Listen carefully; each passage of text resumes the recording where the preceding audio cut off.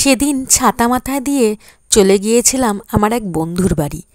ছোট্ট এক ব্রিজ পেরিয়ে তার বাড়ি, খুব সুন্দর প্রকৃতির মাঝখানে।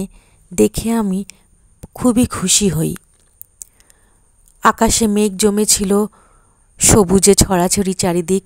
আর ওর বাড়িতে ঠাকুর দেবতা যেভাবে সুন্দর করে গুছিয়ে পুজো দিচ্ছিল, দেখে আমার মনটা ভরে গিয়েছিল। খুব সুন্দর করে ঠাকুরের জায়গাটা সাজিয়ে রেখেছিল আমার বন্ধু।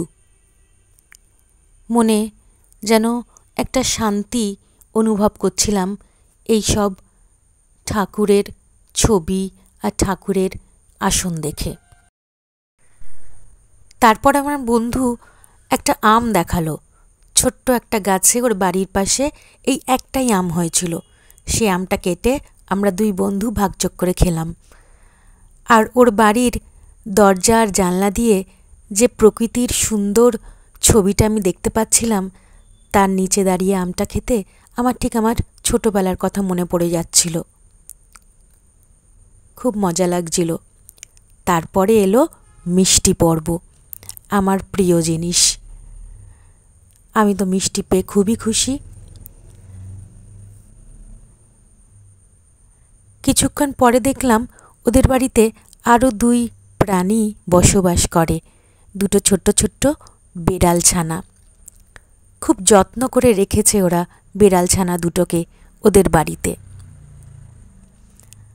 আর তারপর আমাদের আড্ডা জমলো, কফি, বিস্কুট, পাঁপড়। আমার বন্ধু বলল, অনন্যাদি, রথ তো চলে গেছে, চলো তোমাকে রথের পাঁপড় খাওয়াই। আমরা দুজনে মিলে কফি আর পাঁপড় খেয়ে খুব মজা করলাম। আড্ডা যেন আমাদের শেষই হচ্ছিল না সেদিন। আড্ডা আর খাওয়া দাওয়া, আর কি চাই। পাঁপড় আর কফি খাওয়া যখন শেষ হলো, তখন আমার বন্ধুর মেয়ে স্কুল থেকে বাড়ি ফিরে এসেছিল। সে তো বাড়ি এসেই বেড়াল ছানাগুলোকে নিয়ে আদর করতে শুরু করলো। আর বেড়াল ছানাটা 4 পা উপরে তুলে আরাম করে আমার বন্ধুর মেয়ের কোলে শুয়েছিল। আর তারপর আমার বন্ধু আমার জন্য সিঙাড়া নিয়ে আসলো। আমরা সবাই মিলে সিঙাড়া খেলাম। এখানেই শেষ নয়, তারপরে ছিল চাউমিন। আমরা চাউমিন খেয়ে সবাই মিলে খুব আনন্দ করলাম।